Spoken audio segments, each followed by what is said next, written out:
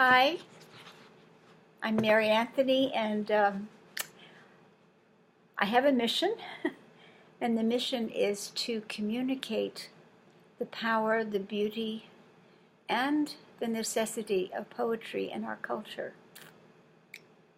I'd like to read a few thoughts from a very important book that has changed my life.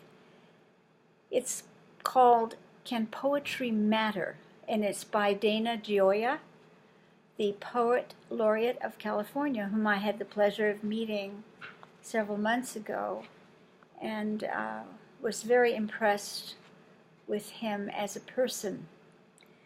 So I've read this book thoroughly, and I'd like to share a few thoughts from it for you. There are at least two reasons why the situation of poetry matters. The first involves the role of language in a free society.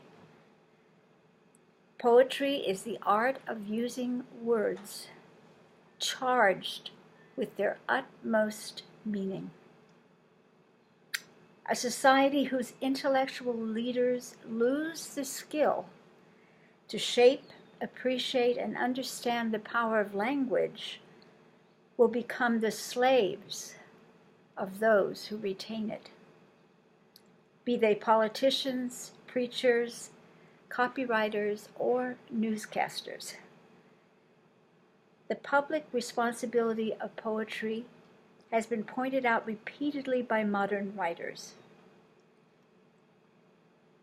Stéphane Mallarmé praised the poet's central mission is to purify the words of the tribe. So that's part of what I have embraced, is the necessity of poetry. Though by its very nature it seems to be ephemeral and hardly relevant. First of all, I'd like to read something from my book. The introduction, I call it A Plea for Poetry to be Read Aloud. This is so important because we all read poetry here and there, but do we take the time to read it aloud to our children, to our friends, to memorize it, to share it as a treasure? It's important. Poetry must make music, or it cannot cast its spell. The ancient bard weaved together words by sound and rhythm, sometimes accompanied by harp or lyre, to enhance the storytelling of myths. Poetry uses music to reach the heart first, before meaning and sense can penetrate the conscious mind.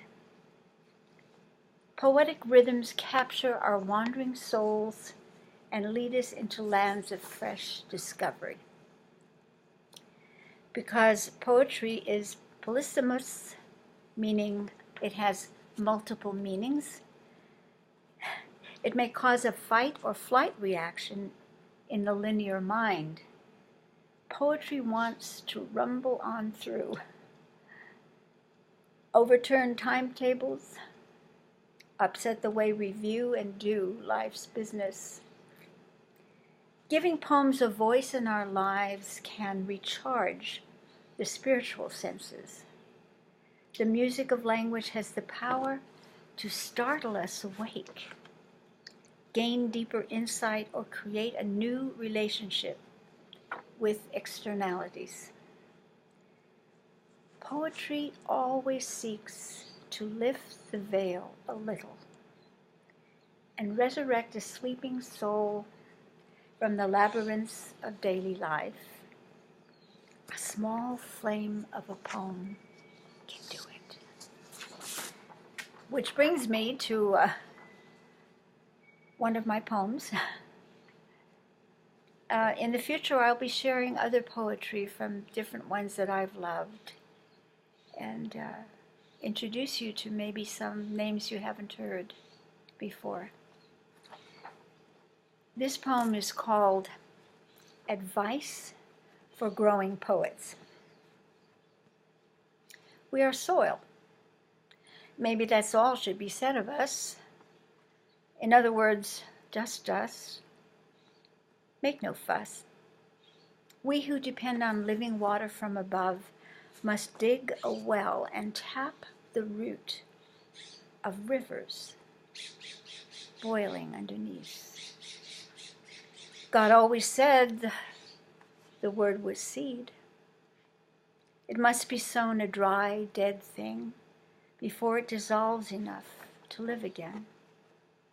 That is, shed tough scales of skin to be embedded. Then, when soft enough to fully die, that is, be totally dissembled, to not resemble what it once was. Seeds must bleed out and split apart to release hidden veins of beauty into leaf and flower and fruit. One tiny cell carries resurrection multiplied. Locked inside each shell is primal genesis. The first words spoken are still coiled in code to preserve identity. Poets are just soil, but maybe that's not all that should be said of us, salty, tongued earthlings, us light-burning jars of clay, seeded and primed, ready to bust the hard, dry cake of life, wide open. Thank you.